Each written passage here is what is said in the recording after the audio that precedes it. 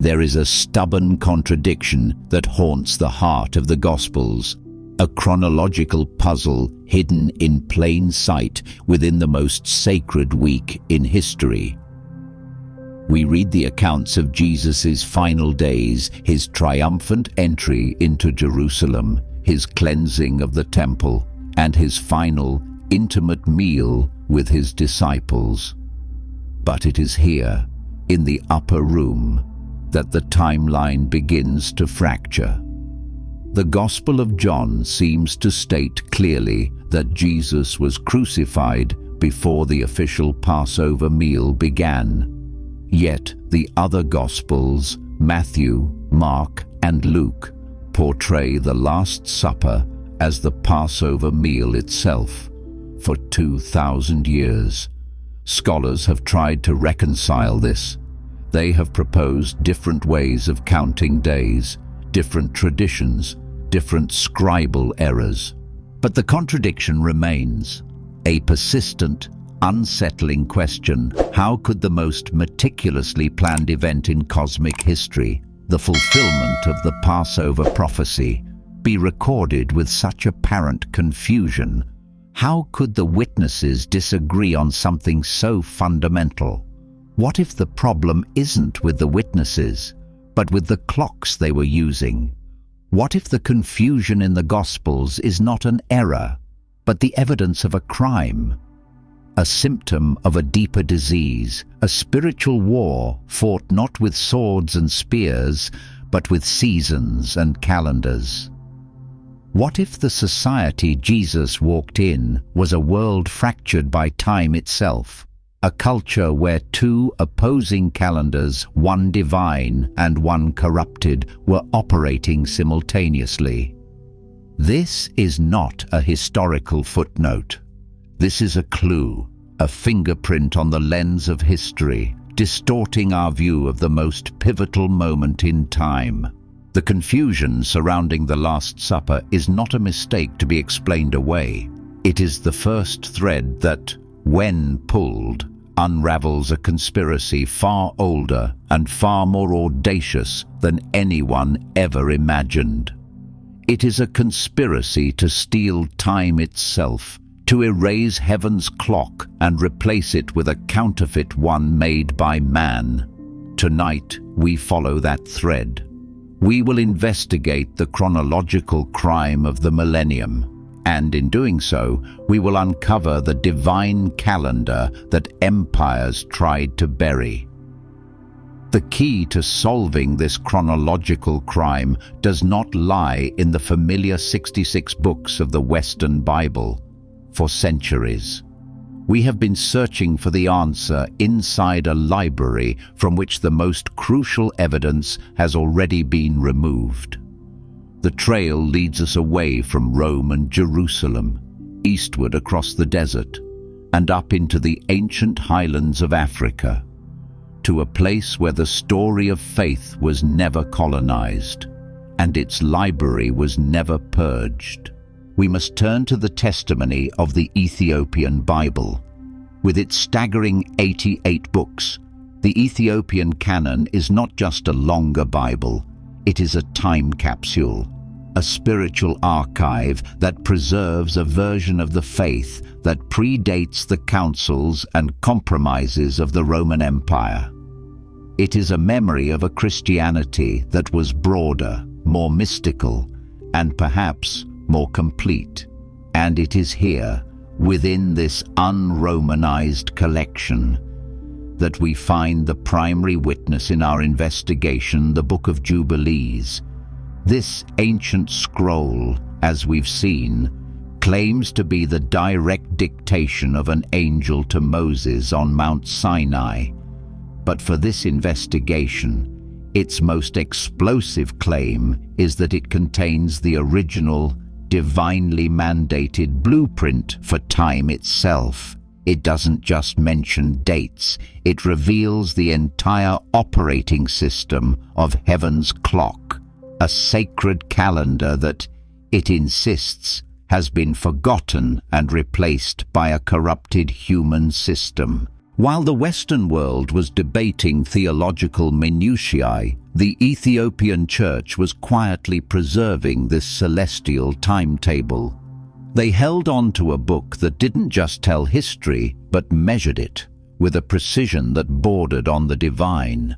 They became the guardians of a truth that the West had deemed inconvenient and, therefore, apocryphal. This forces us to ask a series of radical questions. What is this divine system of time that was so important? It was revealed to Moses alongside the law. How does it differ from the calendars we use today? And most critically, what was so dangerous about this heavenly clock that the gatekeepers of Western tradition decided, with systematic determination, to erase it from the memory of the Church? The answers will not only solve the puzzle of the Last Supper, but they will also expose a war over the very rhythm of our reality, a war whose consequences we are still living with today. The calendars that govern our modern world, both secular and religious, are fundamentally imperfect. The Gregorian calendar, which we use daily, requires a leap day every 4 years to keep it from drifting out of sync with the seasons. The traditional Hebrew calendar, a lunar solar system, is even more complex, needing an entire extra month, a leap month, inserted 7 times every 19 years to reconcile the cycles of the moon with the journey of the sun. These are human systems filled with corrections, adjustments, and compromises. They are our best attempt to measure a reality that always seems to slip just beyond our grasp.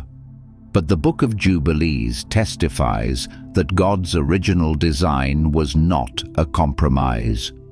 It was perfection. It unveils a calendar of breathtaking simplicity and divine symmetry, a year of exactly 364 days. This was not an approximation. It was a holy equation. A year composed of precisely 52 7-day weeks, with no remainder. The number 364 is perfectly divisible by 7, which means that every year was a perfect, unbroken chain of weeks. The first day of the year was always the first day of the week. A Wednesday in the ancient reckoning, the Sabbath always fell on the same days of the month.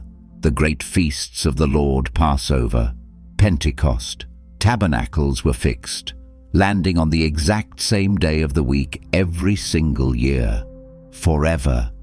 Imagine the order, the stability, the sheer mathematical beauty of such a system. There were no drifting dates, no confusing calculations, no need for priests to arbitrarily declare the start of a new month based on the sliver of a new moon. The calendar was not a human observation of nature. It was a divine architecture imposed upon it. The year was divided into 4 equal seasons of 91 days each, and each season was made up of 3 months, 2 with 30 days and 1 with 31. It was a system of perfect, interlocking harmony. This wasn't just a more efficient way to track time. Jubilees insists that this was the very rhythm of heaven, the cadence by which the angels operated, the metronome that governed the appointed times of worship. To live by this calendar was to be in sync with the cosmic liturgy. To abandon it was to choose to walk out of step with God. Herein lies the first clue to its suppression. The 364-day calendar is a system of divine authority. It requires no human intervention, no priestly interpretation to make it work. It is self-correcting and absolute. This posed a direct threat to the power structures of later religious systems, which derived much of their authority from their role as the keepers and interpreters of sacred time. a calendar that ran itself, dictated by God alone, left little room for the control and influence of an earthly priesthood. It was a system of radical, divine order, and that order was the first casualty in the war to control the faith. The modern Bible, as we have it, is strangely silent on the specific methods of timekeeping used by the great patriarchs. We read that they lived for hundreds of years, that they counted their seasons, and that they observed sacred moments. But the underlying system, the calendar that structured their long lives of faith, is never explicitly named.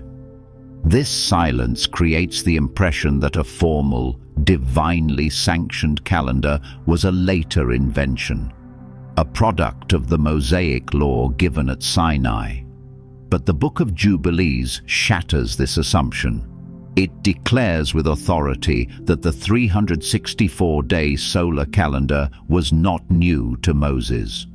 It was the primordial rhythm, the original calendar of the covenant, handed down from the very beginning of creation.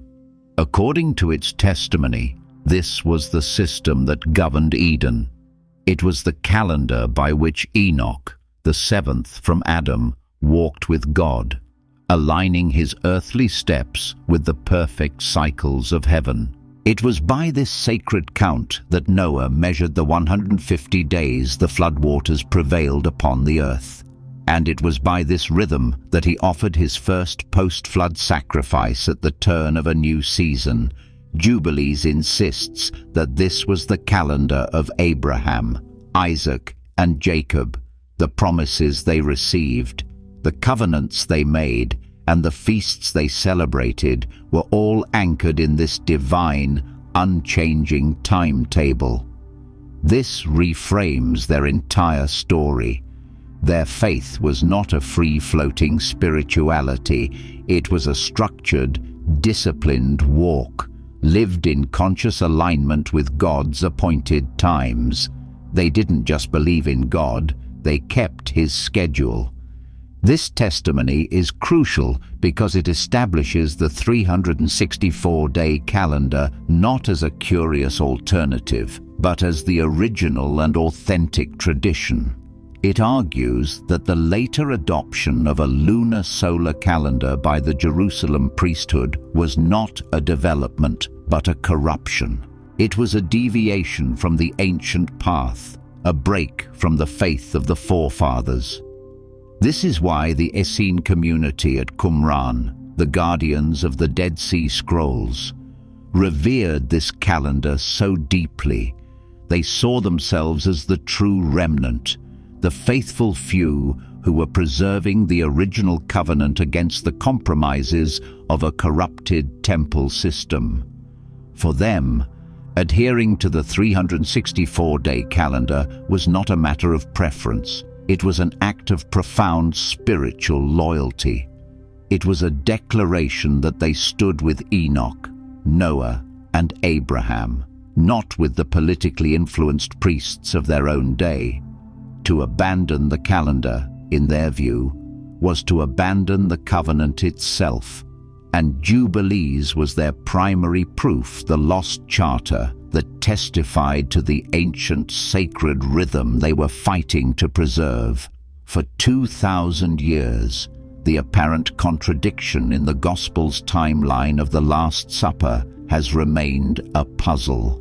John's Gospel seems to place the crucifixion on the day of preparation for the Passover, meaning Jesus died before the official Passover lambs were slain. The Synoptic Gospels, Matthew, Mark, and Luke, portray the Last Supper as a Passover meal, meaning Jesus and his disciples celebrated it the night before he died. How can both be true? Did one of the Gospel writers simply get it wrong? The Book of Jubilees and the 364-day calendar it preserves offers a solution that is both elegant and explosive. It suggests that the confusion is not in the Gospels, but in our assumption that everyone in first-century Judea was using the same clock. The testimony of ancient sources, including the Dead Sea Scrolls, reveals a society in the midst of a profound calendar war. The official temple priesthood in Jerusalem had adopted a lunar solar calendar, a system influenced by Babylonian and Hellenistic practices, which required constant human observation and adjustment. But other, more conservative groups, like the Essenes, passionately rejected this as a corruption and clung fiercely to the ancient 364-day solar calendar of their ancestors. Now, let's place Jesus into this conflict. The Gospels portray him as being in constant opposition to the corrupted temple authorities. He called them hypocrites, a brood of vipers. He challenged their man-made traditions. It is entirely plausible, even probable, that he would have rejected their corrupted calendar as well. This is the key. What if Jesus and his disciples observed the Passover not according to the official lunar calendar of the temple, but according to the original, sacred 364-day solar calendar? Suddenly, the paradox dissolves. According to the 364-day calendar, the Passover always fell on a Tuesday evening, leading into Wednesday. Jesus, observing this ancient and correct timetable, would have celebrated his Last Supper, his Passover meal, with his disciples on that Tuesday night. This aligns perfectly with the accounts in Matthew, Mark, and Luke. Meanwhile, the temple priesthood, operating on their different lunar-based calendar, had their official Passover beginning later in the week. On Friday evening, the crucifixion, which took place on Friday, would have happened on the day of preparation for the official temple Passover. This aligns perfectly with John's account. There is no contradiction. The Gospel writers were simply recording the same events from the perspective of two different competing calendars. Jesus was not breaking the law by having his meal early. He was observing the law more perfectly than the priests who would condemn him. He was operating on heaven's clock, not Jerusalem's. His death then occurred at the exact time the lambs were being slaughtered for the corrupted, but publicly recognized, Passover. He fulfilled both timetables simultaneously, the sacred one in practice and the profane one in prophetic symbolism. This revelation is profound. It recasts Jesus not just as a spiritual reformer, but as a restorer of sacred time. It shows his crucifixion was not a chaotic, tragic event, but a moment of divine, chronological precision that was so perfect, so intricate, that its true genius has been hidden for centuries behind the veil of a forgotten calendar. The idea that the sacred calendar could be altered or forgotten might seem shocking, but according to the Book of Jubilees, this was not an unforeseen accident. It was a foretold apostasy. Woven into the very fabric of the book, alongside the precise descriptions of the 364-day year, is a series of dire and specific warnings. It contains a prophecy about its own suppression. The angelic voice dictating to Moses does not speak with gentle suggestion. It commands with the force of eternal decree. It warns that in the generations to come, the children of Israel would forsake this perfect, ordained order. They would forget the divisions of the year, ignore the Sabbaths, and go astray concerning the months and the seasons. The book predicts, with chilling accuracy, that they would begin to follow the cycles of the moon, a practice that would throw the entire liturgical year into chaos.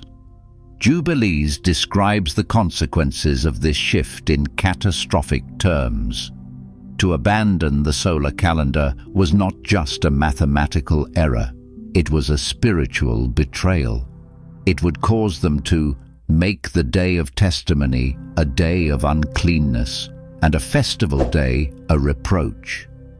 Holy days would be confused with common days.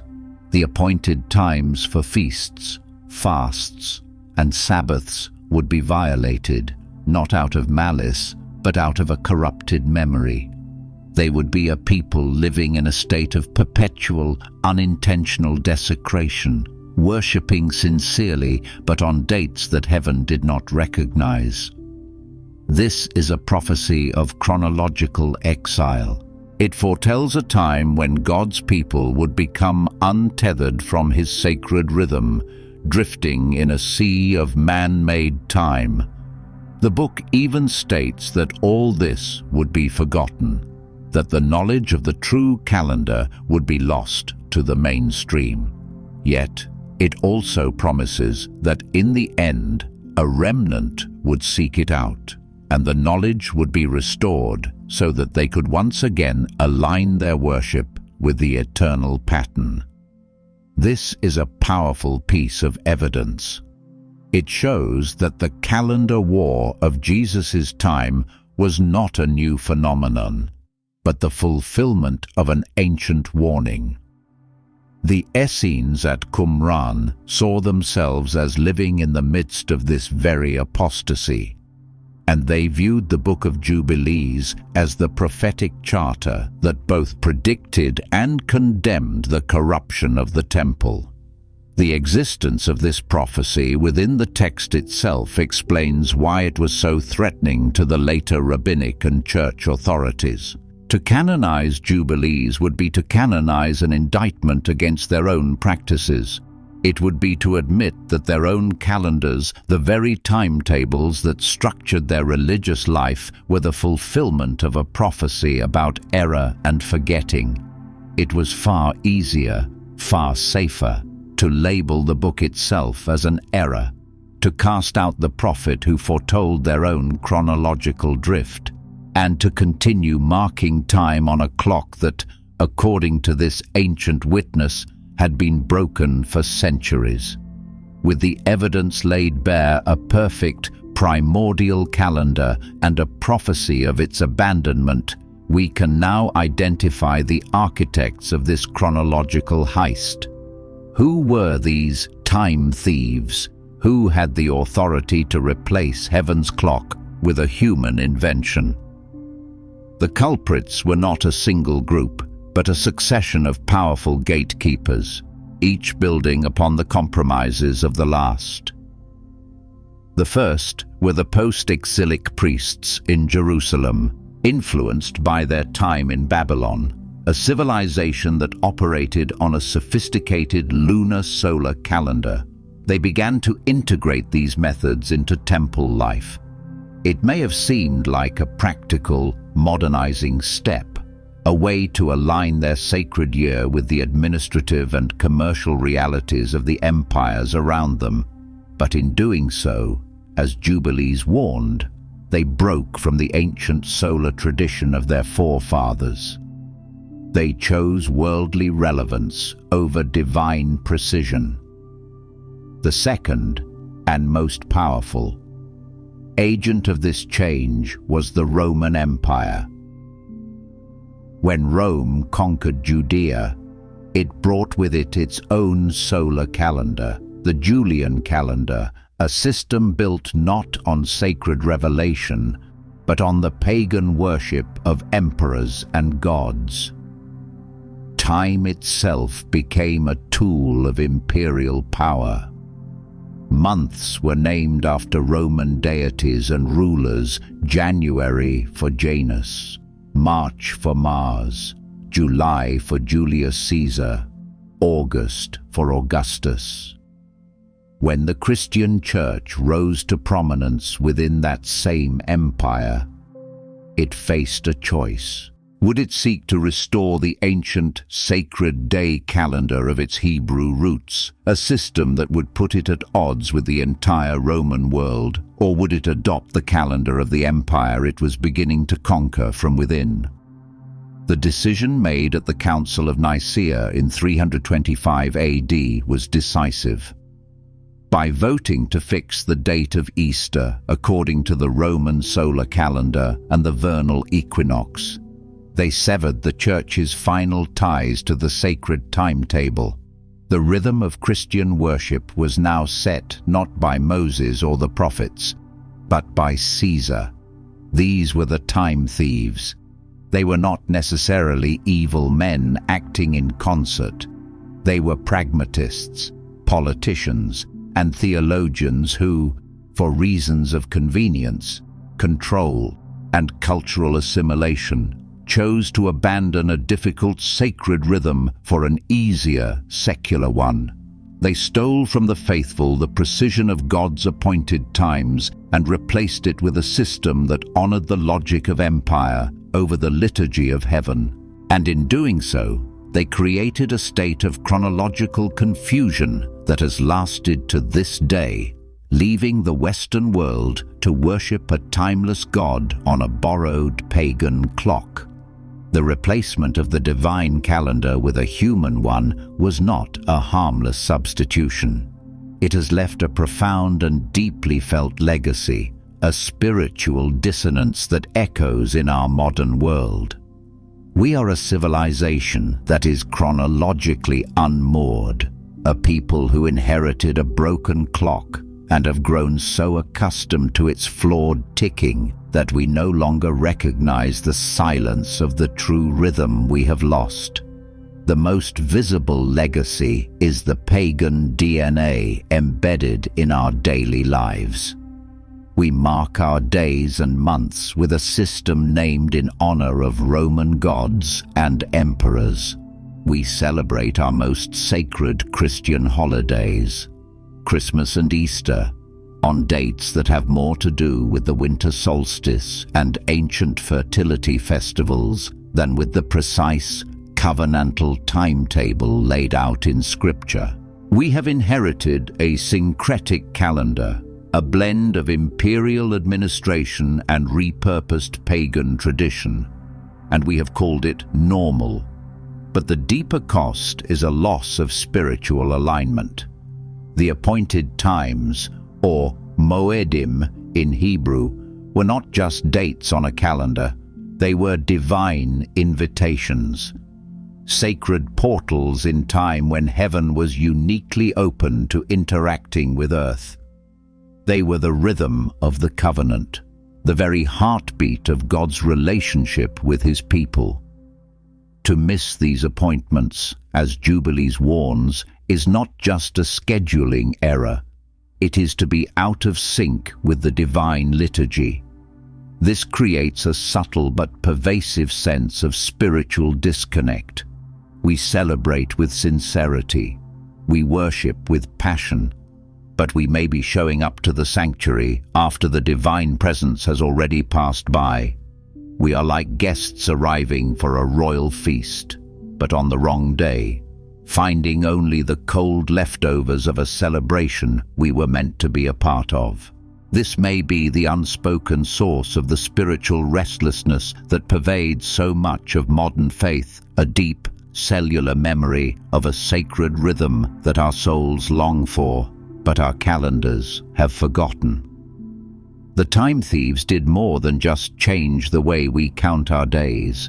They altered our relationship with reality itself. They taught us that time is a secular, human construct to be managed and manipulated, rather than a sacred, divine gift to be honored and entered into. They gave us a world of deadlines, schedules, and efficiency, but they stole from us a world of Sabbaths, seasons, and sacred appointments. We have gained the world's time, but we may have lost God's, and we are now living in the quiet, restless legacy of that tragic exchange. For centuries, the broken clock of empire has been the only one most of the world has known. Its rhythm has become our own, its pagan names our common language. We have been born into a state of chronological exile, so deeply embedded that we never knew a different way was possible. But the testimony of the forgotten witness has not been entirely silenced. The clock of heaven was never destroyed. It was only hidden. In the faithful memory of the Ethiopian church, the rhythm of the 364-day year never stopped beating. In the resurrected scrolls of the Qumran caves, the blueprint of that divine calendar has been brought back into the light. The evidence is no longer buried. The knowledge that was once suppressed is now accessible to a generation that is hungry for authenticity, for a connection to something deeper than the inherited traditions of a compromised history. And this changes everything. It means that the choice is no longer in the hands of the ancient time thieves. The power to decide which calendar to honor is no longer the exclusive property of popes, councils, or emperors. The choice now returns to you. You have been shown the evidence. You have seen the perfect design of heaven's clock and heard the prophecy of its abandonment. You now stand at a crossroads of time itself. You can continue to walk by the rhythm of Caesar's world, to mark your life by a system born of paganism and imperial power. It is the easier path, the path of the crowd. Or you can begin the journey of realignment. You can choose to honor a rhythm that is older, deeper, and more sacred. This is not a call to abandon society or to live in the past. It is a call to an internal recalibration, a choice to reorient your heart, your mind, and your worship around the sacred timetable that was given at the foundation of the world. It is the choice to become a student of God's time, not just a subject of man's. You do not need an institution to grant you permission to do this. You have been given the restored knowledge. You have been shown the ancient map of time. The choice now is one of personal, spiritual integrity. Will you continue to live by the broken clock, knowing that it is broken, or will you dare to begin the quiet, courageous work of resetting your own internal clock to the timeless rhythm of heaven? The recovery of the divine calendar is not merely an intellectual exercise or a historical curiosity. It is a profound spiritual invitation. It is a call to return to the original rhythm of creation, a rhythm that beats with the very heart of God. To learn about this sacred timetable is to be given a compass in a world that has lost its temporal bearings. This journey was never meant to condemn our traditions, but to illuminate them, to show how far we have drifted from the original pattern. The purpose is not to foster division, but to inspire a personal and collective restoration. It is a call to begin the slow, deliberate work of relearning the language of God's appointed times, a language that speaks not in months named after emperors, but in seasons of covenant, weeks of rest, and cycles of jubilee.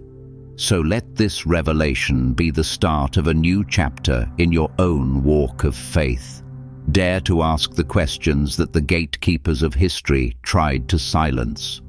Study the cycles of the 364-day calendar. Observe how the life of Christ, especially his final week, aligns with its perfect precision. Begin to see the world not as a random sequence of events, but as a divinely choreographed dance, and learn the steps that you were always meant to know. This is not a call to legalism. It is a call to intimacy.